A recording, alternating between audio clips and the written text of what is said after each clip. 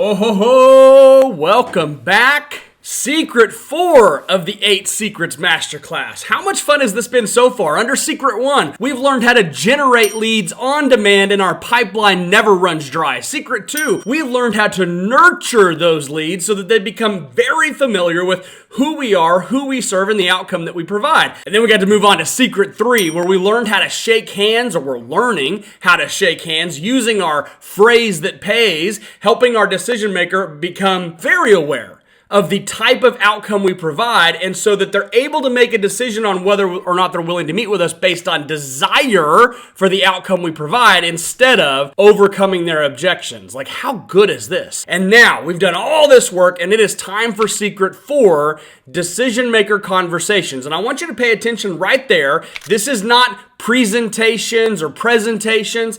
I recommend under Secret 4, the first thing I want you to understand and learn before we even crack the workbook open is that you're going to need to learn how to have a conversation, not a presentation. What's the difference? Well, a presentation is one person doing all of the talking. This video series is much a presentation. You're involved in taking notes, but there's not a dialogue happening, okay? Conversations are often what happens inside of the Sales Ninja Insiders. It is a dialogue. It's back and forth. There is conversation that happens, and that's what you're going to do. Secret 4 of the 8 Secrets Masterclass. Page 39 of your workbook, DM Conversations, the Jack and Jill selling methodology. I taught you an earlier secret. The number one enemy of sales is confusion. Jack and Jill, woo! You can throw your site sellers in the trash, ditch the canned presentations that bore people to tears, because the Jack and Jill method is going to simplify your decision maker meetings into a clear step-by-step process that is designed to create connection, establish need, underline that, and close with confidence. This approximately a 30-minute method will empower you to sell based on established need, while the decision maker is the one who determines the value. If you run over to jackandjillselling.com under Secret 4 and Secret 6 and Secret 5, like basically the entire conversation that's going to happen between you and the employees, go grab your Jack and Jill kit. It's got everything you could possibly need inside of this kit to go out and just crush it in the field. We've redesigned all of this from the ground up to give you the advantages I'm going to teach you in 4, 5, and 6. So what are you going to learn in this section? You're going to learn how to confidently open your decision maker conversation and eliminate objections up front. You're going to learn the framework that we use to uncover the decision maker's real motivation for meeting with you. And remember, 97% of your marketplace is problem unaware or not solution seeking at the time they agreed to take the meeting. It's why everything I taught you in Secret 2 and 3 is so powerful for Secret 4 to give you the type of result that you want to see. Jack and Jill method of establishing need through a very simple, very relatable story. Zach, I've heard it said that numbers tell, stories sell, but the stories I tell are claim stories, or I've been told to tell a big, powerful, emotional story about how my product really helped someone out in their time of need. That's okay. But I'm going to strongly, here's what I'm going to ask you to do. The next conversation you go have with a decision maker and or the employees, I want you to do exactly what I'm going to train you to do in Secret 4 and Secret 6 through the Jack and Jill selling methodology, and leave your big emotional claim story. Leave it off to the side. You can keep it in your back pocket. You can use it if and when you need it. But here's what you're going to find. You're going to find that the very simple framework of I'm teaching you on Jack and Jill selling methodology is going to outperform a gazillion to one your big emotional claim story for a variety of reasons. But rather than try to convince you of that, here's all I'm going to say. Go do Jack and Jill exactly the way that I'm going to teach it in Secret 4 and Secret 6, and then watch what happens. I tell you guys all the time that ultimately my opinion does not matter, and quite frankly, neither does yours, and your hierarchy certainly does not matter. What you need to look at is the data. You let the market be the boss, and when you go put your big emotional claim story against the Jack and Jill and just look at the results, one of them over the course of time will be a clear winner, and then you can decide. All right, let's get back to what you're going to learn and how to guide the decision maker to determine the value of your solution on their terms, not yours. That is so powerful. A step-by-step roadmap to closing the meeting with clarity and confidence, and how Jack and Jill, the Field Success Kit, is going to give you the tools to execute this method more effectively. You can get your very own Jack and Jill kit at jackandjillselling.com. All right, so let's continue on. The core story of Jack and Jill. What is the whole story of Jack and Jill, and why does it work so darn effectively? Because Jack represents status quo. Whatever solution that you provide, whatever outcome you deliver, whether it's simple accident and cancer insurance or it is sophisticated, self-funded captives, I don't care. Let Jack be their status quo situation. Allow Jill to represent the outcome you provide. And when you're able to paint a very clear, very simple, nursery rhyme level contrast between where they're at and where you're going to take them, or the result they'll get working with you, it becomes crystal clear in the mind of the learner. Do they want to remain Jack, or do they want to become Jill? We have people inside of our business all the time that come back and say, I want that Jill insurance. Now, we don't even have Jill insurance, but because of the way we articulate the outcome that we provide over at the Benefit Doctor, prospects, clients, employees often will look at us and say, how do I get Jill insurance? That's when you know you are not selling a product, you are not selling a price, you are not selling a feature, advantage, or a benefit. You are selling the actual outcome that you're able to provide through your solution stack. Friend, by sharing Jack and Jill's contrasting outcomes, you help the decision maker emotionally connect to the importance of what you're offering. The story keeps things very simple, while it will open the door to much deeper conversations about them and their employees. Okay, so there are 4 major steps that I'm going to have you do to learn how to run a decision maker conversation. We're going to start with step 1. Page 40 of your workbook. Number 1, the first thing you have to do is gain their attention and set the agenda. Have you had it happen to you where you're at a decision maker meeting and you're supposed to be running the meeting and they are very distracted and they're looking at their computer and they're typing up an email and they're answering a phone call, all in the middle of you supposedly having their undivided attention? Man, you gotta not allow that to happen, and that's gonna happen immediately. By the way, you gain their attention and you set the agenda. This entire first step should take you 1 to 3 minutes. First impressions matter. Your opening moment set the tone for the entire meeting. Start strong, respect their time, and clearly communicate your goal for the meeting or for the conversation. What you need to do. Number 1, thank them for their time. Put it in the blank. Thank them for their time. Be genuine and show appreciation. A simple, heartfelt thank you will really go a long ways in breaking down barriers. Example, hey, thank you so much for taking time to meet with me today. I really appreciate it. Always, this is a little ninja pro tip and you should write this down in your workbook. Always use their name. Zach, thank you for taking time to meet with me today. I really appreciate it. Mary, thank you for taking time. If you got 2 people in the room, use both their names. Use their names. Number 2, respect their time. Ask if it is okay to jump right in. This shows that you also value their busy schedule and you are not there to waste their time. In other words, let me just translate this for you. Do not waste time with first round decision maker conversations talking about pictures on the wall, golf clubs in the corner, trying to build some fake rapport or establish some baloney trust. I know that's still taught and it is garbage. If you want to know how to establish know, like, and trust in a matter of seconds, ask them if it's okay if you respect their time. Can we go ahead and just get started this morning? Get started this afternoon. Watch the light bulbs come on, the shoulders relax, they'll lean in a little bit, and they will say literally 100 times out of 100, yeah, that sounds great. Yeah, thank you. Like, nobody wants to sit there. I don't care what personality style they are. Nobody wants to sit there and waste their time in a first round meeting. Can you have deeper, more personal conversations in the future? Sure.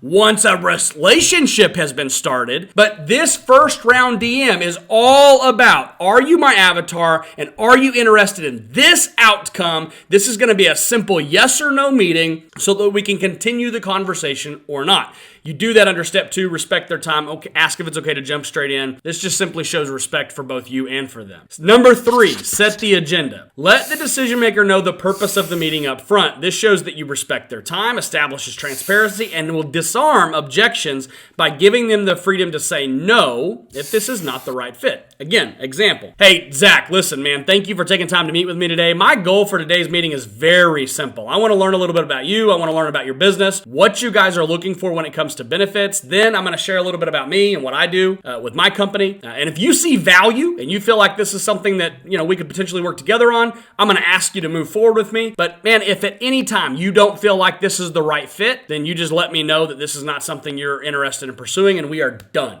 I'll respect it either way. If those are the ground rules, are you good to get started? And you'll rock people back on their heels.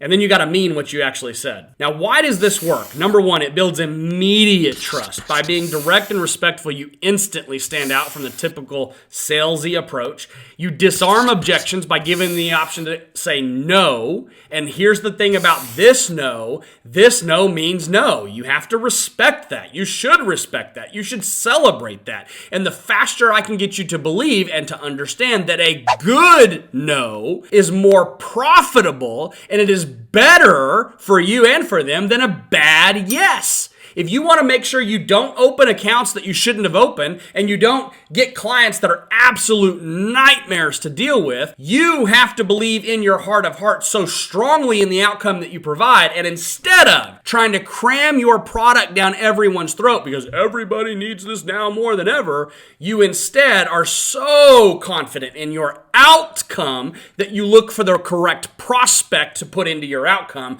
not the correct product to put your prospect in. You need to rewind that and watch that 27 times until it sinks in that you are responsible to attract the right and repel the wrong.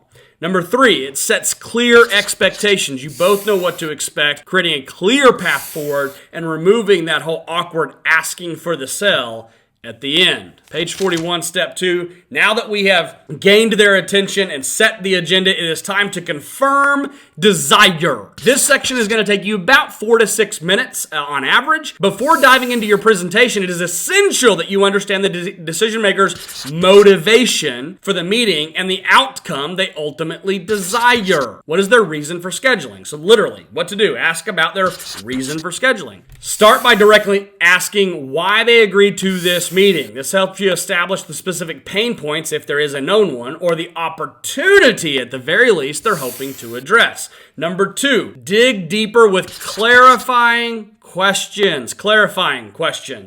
Ask follow-up questions to uncover the why behind their reason. Focus on understanding their challenges, their aspirations, their frustrations. What are some examples?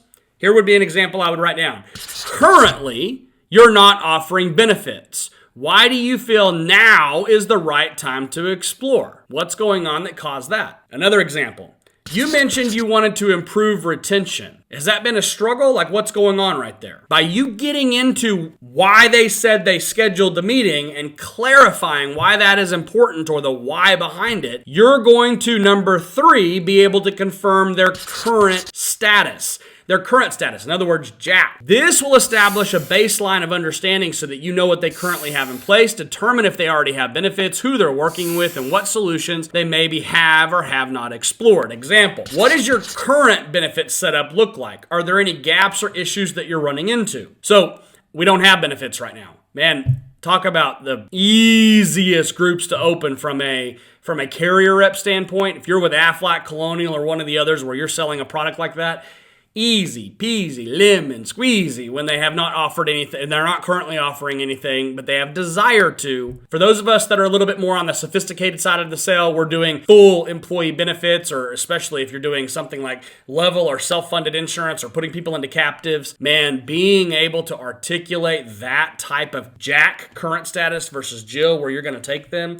Step number 4, summarize what you've heard. This is so important. Summarize what you've heard and reiterate the key points to make sure that you actually understand. My favorite way to do that is to say, so it sounds like literally in the line right there, right? So it sounds like you're looking for desired outcome. Sounds like you're looking for a way to take care of your employees that you've had for a long time and protect your budget. So sounds like you're looking for desired outcome because reason. Does that sound about right? Did I understand that correctly? Am I on the right path? Anything that says, if I'm hearing you, you said this is what you're looking for because this is what you want. If you get the desired outcome and the reason, man, you guys are unstoppable because people feel heard. Another example would be, if I'm hearing you correctly, big challenge is a concern and you'd like to explore ways to address it. Am I on the right track? Now, why does this matter? Friend, there's not an easier way to build trust. There's not an easier way to ensure alignment, and there's definitely not an easier way to set the stage for establishing need. By clarifying the desires, you create a bridge to show them exactly how your solution meets their need. Now, pay very close attention. Page 42, middle of the page, I got a ninja pro tip there for you. I call this the because framework, and because it is so stinking powerful. Look at this. Examples. You're exploring benefits because your employees are asking for them and you want to stay competitive. Now translate that. What ultimately are you understanding their ultimate desire to be, or the reason for their desire? I would argue that if they say something like, and you've confirmed that they want to explore offering benefits because their employees are asking for them, translation, they're feeling immense pressure from their employees and or from the market. They likely have lost some people. I would want to clarify just how strong this desire is. Number two, another example, you're thinking about benefits because you want to attract better talent and keep your current team from jumping ship. So translation, hiring and retention are becoming a very important topic around the boardroom table, okay? Number three, another example. You're considering added benefits because you want to take care of your team, but you're worried about the cost. Translation, they really do want to take care of their employees, but they have financial constraints. You need to understand that. So what's the key takeaway? Confirming desire is not just about asking questions. It's about listening hard, getting aligned with their priorities, and showing that you listened good enough to understand how you can begin to solve the problem. Nail this step and you are setting up a killer conversation. All right, step three. Now that under step two, we have confirmed their desire, step three makes it almost too easy to establish need. Now, this section's probably going to take you on average 10 to 15 minutes. I'm going to argue that it is by far the most important of the steps that you've got to know inside of your decision-making conversation, because if they do not need you, your product, your solution, or your outcome, they cannot value it. And if they cannot value it because they do not need it, good luck. You're back to selling broke insurance to broke people sitting in broom closets. Not interested. Establishing need, 10 to 15 minutes. If the decision maker does not see a need, they cannot value your solution. This step is all about helping them experience the problem that you solve. The story of Jack and Jill becomes your secret weapon, an engaging and simple way to demonstrate the stakes and the outcome you provide without overwhelming them with details. Here's what you're going to want to do. Sell the concept, not the product. Wait, what, Zach? Hold on. Say, huh? All right, here's what I see happen all the time. Doesn't matter if you're a very sophisticated product like a captive self-funded insurance program or a very simple product like short-term disability insurance. People love to go into this part of the section and just start dumping on them why their product is so good and how their product is going to solve their problem. Not gonna happen. Right here with the story of Jack and Jill, you're going to use Jill's outcome to help the decision maker see that if they put your product in place, ultimate outcome they're going to get is this. All right, friend, here's where we're going to use the Jack and Jill story to make our point very clear and relatable without having to dive into all the product specifics. Now, here's an example for you of how I like to start this off. As you're transitioning into need, it's name. Remember, name. Zach, let me share a quick story with you about kind of what we do and how this all works. It's a little bit silly and kind of fun. It's based on the nursery rhyme of Jack and Jill. Jack and Jill had the exact same medical event, but their outcomes, man, they were very different. Let's take a look why. And then what you're going to want to do is if you've got the Jack and Jill kit from jackandjillselling.com, you can literally take this piece of paper, slide it across the table. They can understand Jack is the status quo, that if they have the status quo of the way the benefits are currently built and designed, this is going to be the outcome that they receive as Jack. If you sell accident insurance, disability insurance, self-funded insurance, captive insurance, a different type of major medical plan, an HRA strategy. I don't care what your product or service is. If you're able to get your product and service to formulate into the story of Jill that contrasts against the story of Jack, and the decision maker is the one taking the journey on how that works, they're not going to have any result at the end of this Jack and Jill story other than, oh my gosh, I have never understood that this is the way insurance works. Or what, you'd be surprised at some of the feedback we get from decision makers when you keep it incredibly simple. Now, I do personally like to make a little bit of fun. When I transition into Jack and Jill at a decision maker level, I'll be like, look, this is kind of a little bit silly, but I'm gonna use an old nursery rhyme that we probably both grew up with. You know, Jack and Jill, they went up the hill. They'll start talking, and I just make fun of it. And that way it lowers, I don't have to worry about being awkward or weird about telling a nursery rhyme. You will see the decision maker crack a smile 99 times out of 100. They're going to crack a smile and get involved with you because you're making insurance simple and relatable and almost fun. The story framework, Jack's outcome, facing out-of-pocket expense, lost income, financial stress. Jill's outcome, financial stability and stress-free, thanks to, in this case, how we would tell it is paycheck protection or whatever your outcome is. Make sure you anchor the story to their world. Same medical event, same circumstances, two very different outcomes. Which employee do you think is happier and less stressed? Which one would you rather be? Now, obviously, I'm leading the witness here. But if I've done a good job of setting up the story of Jack and Jill, the decision maker is the one holding the literal worksheet, and we're going through this together with whatever outcome I provide. They're the ones filling it out. They're going to come to the end of it, and they're going to say, man, this makes a lot of sense. But here's what you have to do. You have to ask why. This is where you're going to find out if you established need. When you engage with the decision maker, make the story interactive and draw them in. Make it very visual and tactile. The reason we use the Jack and Jill selling.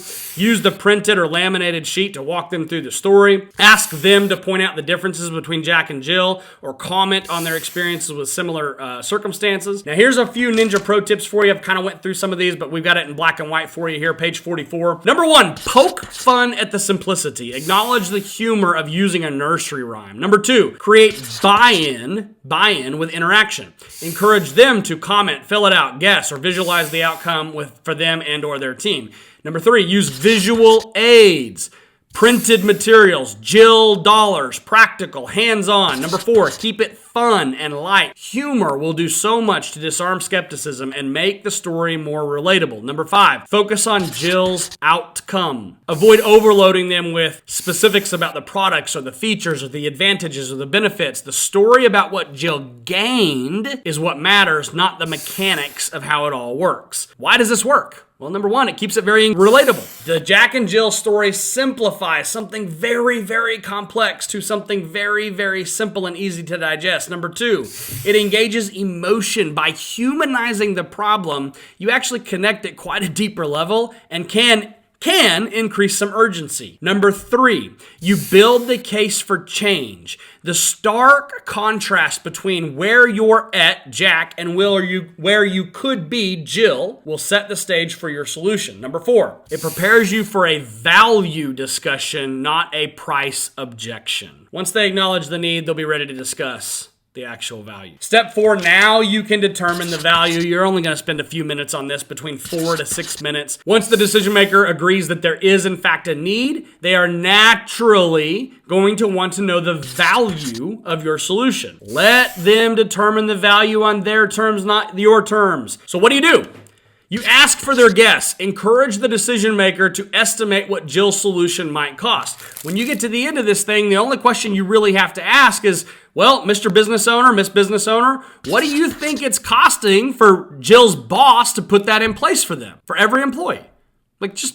I don't have any, it's okay. I'm not going to hold you to it. Just guess. If you had a best guess, here's the thing. If you've done a good job of establishing need, they will almost always assign a value much higher than actual cost. And if they assign a value higher than actual cost, you have the immediate benefit of creating a positive value gap. And that's not the value gap I'm talking about on Secret 7. Wait until you understand that one. But this is how you begin to lay the foundation of the value gap. Well, I think probably it costs $200 or $300, maybe $400. Well, okay. 107, 67, whatever your price point is for the Jill insurance you're putting together, you can let them know that they thought it was 400, it's actually 100. Like our package is 107. That's a big delta. I was expecting it to cost this. It actually only costs that. Wait, what a minute. Tell me who, what, how? How do you do that? Man, that takes me back to Secret 2 on handshakes. And if I remember something Zach said about handshakes, clarifying questions from a decision maker are always a good thing. Clarifying questions from a decision maker indicate desire. Desire for what, Zach? Desire for that outcome. This is so good when you guys get this. When you like, you're going to have to go back and watch this video several times, and you're going to need to get practiced at it. But when you get it, this is why you close far more groups than industry average. It's why you get defined contributions far more than industry average. It's why you can move deals forward faster far more than industry average. Then you're going to want to compare their guess to reality, as I've went off on that entire tangent. Great guess, but it's actually $67 a month, not the $350 you were thinking. Now, why does this work? Number one, it reinforces value. When the actual cost is lower than their perceived value, it's a win for both of you. And number two, and this is big, it keeps it very interactive. The DM is actively engaged in the conversation. Step 5. Now that we've established need, they have measured or determined the value, it is time to close this meeting. It's going to take you about 5 to 8 minutes. You're going to tie everything together and ask for the next step with confidence and clarity. What to do? Number one, ask for the next step. Directly ask and see if they see the value and are ready to move forward. Decision maker name, Zach. Do you see value in this approach? Is this something you want to discuss the next steps on? I know that in sales you've been told don't ask yes/no questions and don't give people an easy out. I mean, that's fine. If you want to work to kind of pseudo manipulate people and try to NLP your way through the sales process, you can. Or you could be so freaking confident in the outcome that you provide and the fact that I only need 250 prospects. That's it. I need 250 of you that I'm nurturing, putting into my pipeline for me to have a 6-figure income. I don't need to close every deal. My ego isn't attached to me closing every deal. In fact, I'm learning as a new sales ninja that a good no is better and more profitable than a bad yes. So I'm going to go ahead and give you a simple yes/no. Do you see value and would like to continue to move forward, or is this where our meeting ends? And if they say, I'm not interested at all, next. Now, here's the truth. You're going to find that the vast majority, and I mean like far more than all these idiots telling you that you can't ask a yes/no question, you're going to end up moving more deals forward than any of these other goofballs that are trying to pseudo-manipulate people. Because people move forward with confidence and clarity when things are not confusing and they understand the outcome. Like, I don't know. I know it's supposed to be more complicated than that, but it's not. And that takes us to step 2, BAM FAM. I wonder if Secret 5 might address how do I run a BAM FAM. Step 2 of closing the meeting is BAM FAM, booking a meeting from a meeting. Unless they tell you no, then there is always the next step of Secret 5 BAM FAM. You're going to learn how and why in Secret 5 BAM FAM. Why does this work? Number 1, it builds momentum, keeps the conversation moving forward to now a buying decision. Go back and look at follow-up. Provides clarity, ensures both you and the decision maker know what happens next. So let's recap this and make sure we got our key takeaways. Number 1, focus on them. Always center your conversation around the decision maker's needs and the decision maker's desire. Number 2, keep it simple. Avoid overloading them with product details, brochures. Stick to the story of Jack and Jill and watch what happens. And number 3, close with confidence. Directly ask for the next step and never leave you or the decision maker without clarity. You told them at the very beginning of the meeting, if you see, I think you said value. If you see value in this today, I'm going to ask to move forward with you. I'm going to ask you to move forward with me in our process. If you do not see value or just don't think this is the right fit for you or your company, I'm going to ask you to tell me no. Here we are about 25 minutes later, and all we're asking is, do you see value, yes or no? Close with confidence. All right, friend, here's where you get to take this to the next level.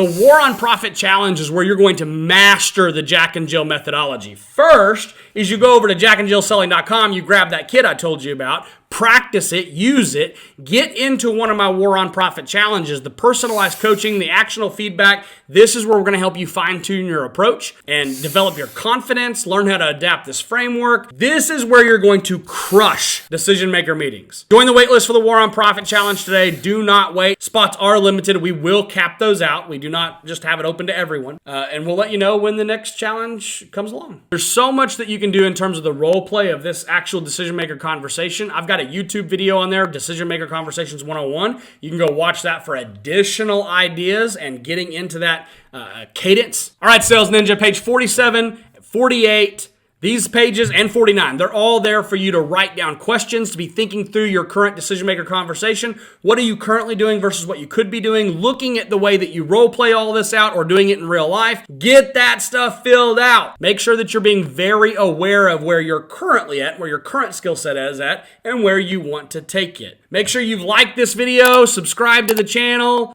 share it with someone else. I will see you at Secret 5.